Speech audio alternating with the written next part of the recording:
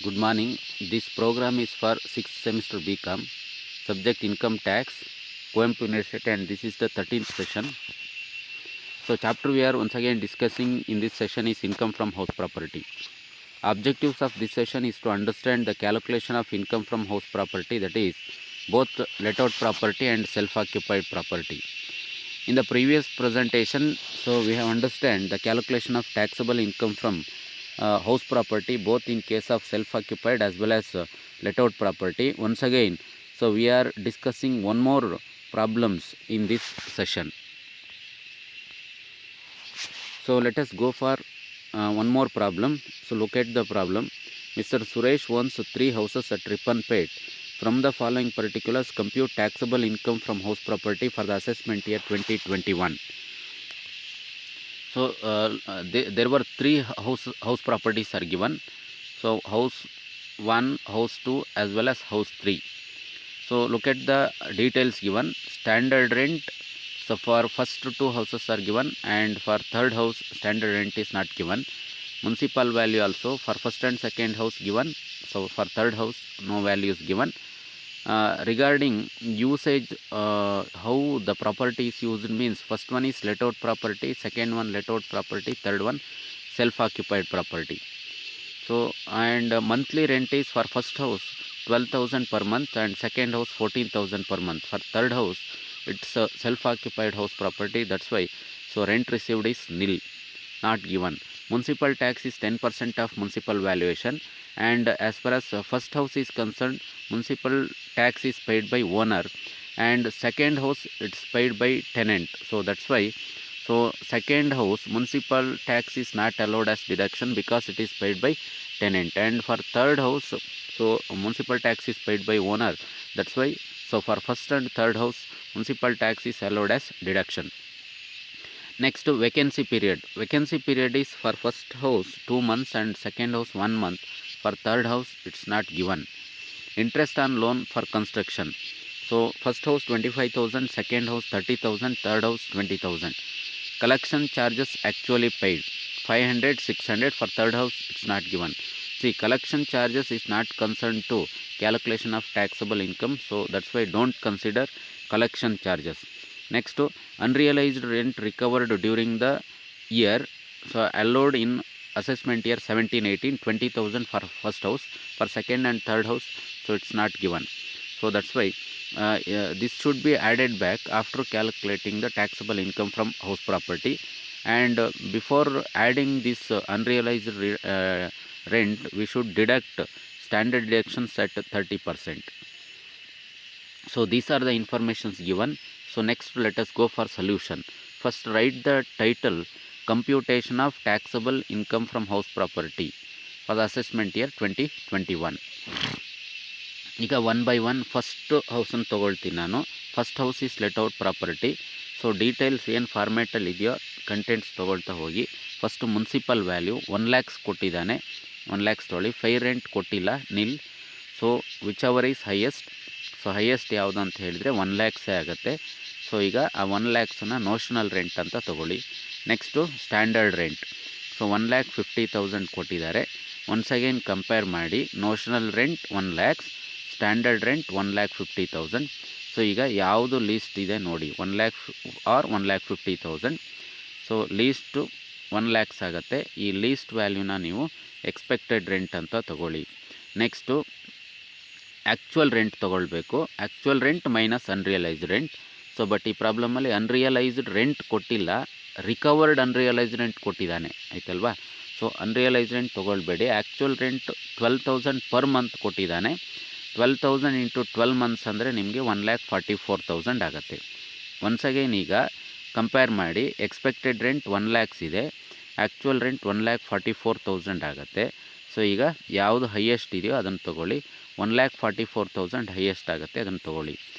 So ಇಷ್ಟಾದ ಮೇಲೆ next less ಮಾಡೋ transaction ತೊಗೊಳ್ಬೇಕು. ವೇಕೆನ್ಸಿ ಪೀರಿಯಡ್ ಇದ್ದರೆ ಲೆಸ್ ಮಾಡಿ. ಸೊ ಈಗ ಫಸ್ಟ್ ಹೌಸಿಗೆ 2 months ವೆಕೇಟ್ ಅಂತ ಹೇಳಿದ್ದಾನೆ. ಸೊ ಪರ್ ಮಂತ್ ರೆಂಟ್ 12,000 ಇದೆ. ಸೊ ಫಾರ್ 2 months ಅಂದರೆ 24,000 ಆಗುತ್ತೆ. ಸೊ ಈಗ 24,000ನ್ನು 1,44,000 ಲೆಸ್ ಮಾಡಿ. ಸೊ ಬ್ಯಾಲೆನ್ಸ್ ಏನಾಗುತ್ತೆ, 1,20,000 ಆಗುತ್ತೆ. ಸೊ 1,20,000 ಗ್ರಾಸ್ ಆ್ಯನ್ಯುವಲ್ ವ್ಯಾಲ್ಯೂ ಆಯಿತು. ಗ್ರಾಸ್ ಆ್ಯನ್ಯುವಲ್ ವ್ಯಾಲ್ಯೂಯಿಂದ ನೆಕ್ಸ್ಟು ನೀವು ಮುನ್ಸಿಪಲ್ ಟ್ಯಾಕ್ಸನ್ನ ಲೆಸ್ ಮಾಡಬೇಕು. ಯಾವಾಗ ಮುನ್ಸಿಪಲ್ ಟ್ಯಾಕ್ಸ್ ಲೆಸ್ ಮಾಡಬೇಕಂದ್ರೆ only when it is paid by owner. ಈಗ ಫಸ್ಟ್ ಹೌಸಿಗೆ ಓನರೇ ಪೇ ಮಾಡಿರೋದು, ಹಾಗಾಗಿ ಎಷ್ಟು ಅಂತ ಹೇಳಿದರೆ ಪ್ರಾಬ್ಲಮಲ್ಲಿ ಅವನು 10% ಆಫ್ ಮುನ್ಸಿಪಲ್ ವ್ಯಾಲ್ಯೂಯೇಷನ್ ಹೇಳಿದ್ದಾನೆ. ಸೊ 1 lakhs ಮುನ್ಸಿಪಲ್ ವ್ಯಾಲ್ಯೂ ಇದೆ, 1 lakhs ಮೇಲೆ 10% ಕ್ಯಾಲ್ಕುಲೇಟ್ ಮಾಡಿದ್ರೆ 10,000 ಆಗುತ್ತೆ. ಈಗ ಪ್ರೀವಿಯಸ್ ಸ್ಲೈಡಲ್ಲಿ ಗ್ರಾಸ್ ಆ್ಯನ್ಯುವಲ್ ವ್ಯಾಲ್ಯೂ ನಮಗೆ 1,20,000 ಬಂದಿದೆ. 1,20,000ಅಲ್ಲಿ 10,000 ಲೆಸ್ ಮಾಡಿದ್ರೆ ಈಗ 1,10,000 ಆಯಿತು. ಇದು ನೆಟ್ ಆ್ಯನ್ಯುವಲ್ ವ್ಯಾಲ್ಯೂ ಆಗುತ್ತೆ. ಸೊ ನೆಟ್ ಆ್ಯನ್ಯುವಲ್ ವ್ಯಾಲ್ಯೂ ಆದಮೇಲೆ ಈಗ ಡಿಡಕ್ಷನ್ಸಿಗೆ ಬನ್ನಿ. Deductions under section 24. So first standard deduction ಮಾಡಬೇಕು. ನೆಟ್ ಆ್ಯನ್ಯುವಲ್ ವ್ಯಾಲ್ಯೂ 1,10,000 ಇದೆ, ಇದ್ರ ಮೇಲೆ ಫಿಕ್ಸ್ಡ್ 30% ಕ್ಯಾಲ್ಕುಲೇಟ್ ಮಾಡಿ 33,000 ಆಗುತ್ತೆ. ನೆಕ್ಸ್ಟು ಎರಡನೇ ಡಿಡಕ್ಷನ್ ಅಂದರೆ interest on loan. Interest on loan ಈ ಪ್ರಾಬ್ಲಮಲ್ಲಿ ಕೊಟ್ಟಿದ್ದಾನೆ for current previous year. So 25,000 ಅಂತ ಹೇಳಿದ್ದಾನೆ. ಡೈರೆಕ್ಟಾಗಿ 25,000 ತೊಗೊಳ್ಳಿ. ಅಲ್ಲಿಗೆ ಎರಡು ಡಿಡಕ್ಷನ್ಸ್, ಒಂದು ಸ್ಟ್ಯಾಂಡರ್ಡ್ ಡಿಡಕ್ಷನ್ಸ್ 33,000, ಆಮೇಲೆ ಇಂಟ್ರೆಸ್ಟ್ ಆನ್ ಲೋನ್ 25,000, ಟೋಟಲ್ ಮಾಡಿದ್ರೆ 58,000 ಆಗುತ್ತೆ. 58,000ನ ನೀವು ನೆಟ್ ಆ್ಯನ್ಯುವಲ್ ವ್ಯಾಲ್ಯೂ 1,10,000 ಲೆಸ್ ಮಾಡಿದ್ರೆ 52,000 ರುಪೀಸ್ ಆಯಿತು. ಆ್ಯಕ್ಚುಲಿ ಇದು ಏನಾಗುತ್ತೆ, taxable income from house property ಆಗುತ್ತೆ. ಆದರೆ ಈ ಪ್ರಾಬ್ಲಮಲ್ಲಿ ನಿಮಗೆ ಒಂದು ಅಡಿಷ್ನಲ್ ಅಡ್ಜಸ್ಟ್ಮೆಂಟ್ ಇದೆ. ಏನಂದರೆ ಅನ್ರಿಯಲೈಸ್ಡ್ ರೆಂಟ್ ರಿಕವರ್ಡ್ ಕೊಟ್ಟಿದ್ದಾನೆ. ಸೊ ಈಗ ಅದನ್ನು ಆ್ಯಡ್ ಮಾಡ್ಕೋಬೇಕು. ಪ್ರಿಸೀಡಿಂಗ್ ಪ್ರೀವಿಯಸ್ ಇಯರ್ದು ಕೊಟ್ಟರೆ ಆ್ಯಡ್ ಮಾಡ್ಕೊಳ್ತೀವಿ. ಆ್ಯಡ್ ಮಾಡಬೇಕಾದ್ರೆ ಅದ್ರ ಮೇಲೆ ಸ್ಟ್ಯಾಂಡರ್ಡ್ ಡಿಡಕ್ಷನ್ಸು ಲೆಸ್ ಮಾಡ್ಕೋಬೇಕು ನೀವು. ಈಗ ಅನ್ರಿಯಲೈಸ್ಡ್ ರೆಂಟ್ ರಿಕವರ್ಡ್ 20,000 ಇದೆ, ಅದ್ರ ಮೇಲೆ 30% ಸ್ಟ್ಯಾಂಡರ್ಡ್ ಡಿಡಕ್ಷನ್ಸ್ ಅಂದರೆ 6,000 ಆಗುತ್ತೆ. ಆ 6,000 ಲೆಸ್ ಮಾಡಿ ಬ್ಯಾಲೆನ್ಸ್ ಎಷ್ಟು ಉಳಿಯುತ್ತೆ, 14,000. ಆ 14,000 ಆ್ಯಡ್ ಮಾಡಬೇಕು ನೀವು. ಯಾವುದಕ್ಕೆ, 52,000ಗೆ ಆ್ಯಡ್ ಮಾಡಿದ್ರೆ ನಿಮಗೆ 66,000 ಏನಾಗುತ್ತೆ, taxable income from house property ಆಯಿತು. ಸೊ ಇದು ಫಸ್ಟ್ ಹೌಸ್ ಆಯಿತು. ಅದೇ ರೀತಿ ಸೆಕೆಂಡ್ ಹೌಸಿಗೂ ಬನ್ನಿ. ಸೇಮ್ ಮುನ್ಸಿಪಲ್ ವ್ಯಾಲ್ಯೂ 1,20,000 ತೊಗೊಳ್ಳಿ. ಫೈ ರೆಂಟ್ ಕೊಟ್ಟಿಲ್ಲ, nil. So whichever is highest 1,20,000 ಆಯಿತು. ಇದನ್ನು ನೋಷನಲ್ ರೆಂಟ್ ಅಂತ ತೊಗೊಳ್ಬೇಕು. ಅದಾದಮೇಲೆ ಸ್ಟ್ಯಾಂಡರ್ಡ್ ರೆಂಟ್ 1 lakhs ತೊಗೊಳ್ಳಿ, ಕೊಟ್ಟಿದ್ದಾನೆ ಪ್ರಾಬ್ಲಮಲ್ಲಿ. ಎಗೈನ್ ಕಂಪೇರ್ ಮಾಡಿ 1,20,000 or 1 lakhs. So whichever is low 1 lakhs least ಆಗುತ್ತೆ. ನೆಕ್ಸ್ಟ್ ಅದನ್ನು ಎಕ್ಸ್ಪೆಕ್ಟೆಡ್ ರೆಂಟ್ ಅಂತ ತೊಗೊಳ್ಳಿ. ದೆನ್ ಆ್ಯಕ್ಚುಯಲ್ ರೆಂಟ್ ತೊಗೊಳ್ಬೇಕು. 14,000 ಪರ್ ಮಂತ್ ಇದೆ. 14,000 ಇಂಟು 12 ಅಂದರೆ 1,68,000 ಆಗುತ್ತೆ. ಎಗೈನ್ ಈಗ ನೀವು ಕಂಪೇರ್ ಮಾಡಿದ್ರೆ 1 lakhs or 1,60,000 whichever is highest. 1,68,000 highest ಆಗುತ್ತೆ. ಅದಾದಮೇಲೆ ವೇಕೆನ್ಸಿ ಪೀರಿಯಡ್ ಲಾಸ್ ಇದ್ದರೆ ಲೆಸ್ ಮಾಡಿ. 1 month ವೆಕೇಟ್ ಇದೆ, ಪರ್ ಮಂತ್ ರೆಂಟ್ 14,000 ಇದೆ. 1 monthಗೆ 14,000 ತೊಗೊಂಡು ನೀವು ಲೆಸ್ ಮಾಡಿದ್ರೆ 1,68,000 14 ಲೆಸ್ ಮಾಡಿದ್ರೆ 1,54,000 ಆಯಿತು. ಇದು ಗ್ರಾಸ್ ಆ್ಯನ್ಯುವಲ್ ವ್ಯಾಲ್ಯೂ ಆಯಿತು. ನೆಕ್ಸ್ಟು ಲೋಕಲ್ ಟ್ಯಾಕ್ಸ್ ಅಥವಾ ಮುನ್ಸಿಪಲ್ ಟ್ಯಾಕ್ಸ್ ಲೆಸ್ ಮಾಡಬೇಕು. ಬಟ್ ಸೆಕೆಂಡ್ ಹೌಸಿಗೆ ಟ್ಯಾಕ್ಸ್ ಪೇಯ್ಡ್ ಬೈ ಟೆನೆಂಟ್ ಅಂತ ಹೇಳ್ತಾನೆ, ಹಾಗಾಗಿ ನಿಲ್ಲಾಗತ್ತೆ, ನೀವು ಲೆಸ್ ಮಾಡಲಿಕ್ಕೆ ಬರೋದಿಲ್ಲ. ಸೊ ಈಗ ನೆಟ್ ಆ್ಯನ್ಯುವಲ್ ವ್ಯಾಲ್ಯೂ 1,54,000 ಉಳಿಯುತ್ತೆ. ನೆಕ್ಸ್ಟ್ ಅಗೇನ್ ಸ್ಟ್ಯಾಂಡರ್ಡ್ ಡಿಡಕ್ಷನ್ಸಿಗೆ ಬಂದರೆ ಫಸ್ಟು ನೆಟ್ ಆ್ಯನ್ಯುವಲ್ ವ್ಯಾಲ್ಯೂ 1,54,000 ಮೇಲೆ 30% ಸ್ಟ್ಯಾಂಡರ್ಡ್ ಡಿಡಕ್ಷನ್ಸ್ ಮಾಡಿ 46,200 ಆಗುತ್ತೆ. ಇನ್ನೊಂದು ಇಂಟ್ರೆಸ್ಟ್ ಆನ್ ಲೋನ್ ಕೊಟ್ಟಿದ್ದಾನೆ ಪ್ರಾಬ್ಲಮಲ್ಲಿ, ಕನ್ಸ್ಟ್ರಕ್ಷನ್ ಆಫ್ ಹೌಸ್ಗೆ ಇಂಟ್ರೆಸ್ಟ್ ಪೇ ಮಾಡಿರೋದು 30,000 ಇದೆ. ಟೋಟಲ್ 76,200 ಡಿಡಕ್ಷನ್ಸ್ ಆಗುತ್ತೆ. ಮೈನಸ್ ಮಾಡಿದ್ರೆ 77,800 ರುಪೀಸ್ ಆಗುತ್ತೆ ಟ್ಯಾಕ್ಸಬಲ್ ಇನ್ಕಮ್.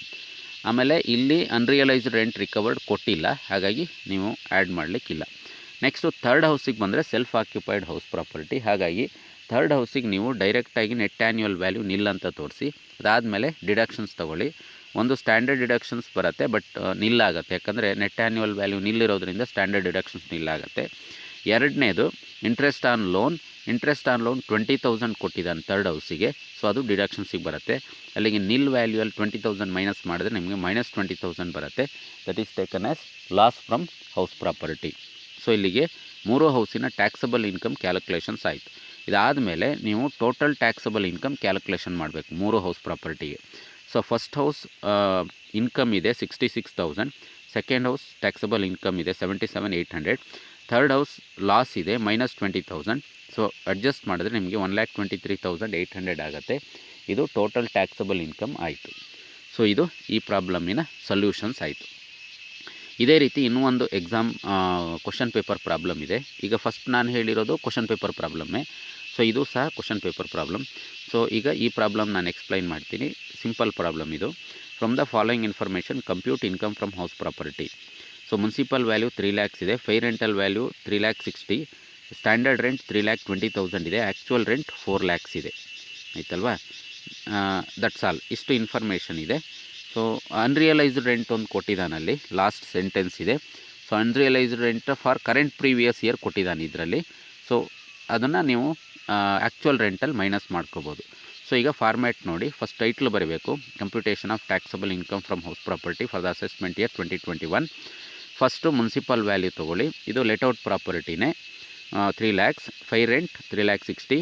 ಹೈಯೆಸ್ಟ್ ಯಾವುದಂದರೆ 3,60,000 ಎರಡರಲ್ಲೂ.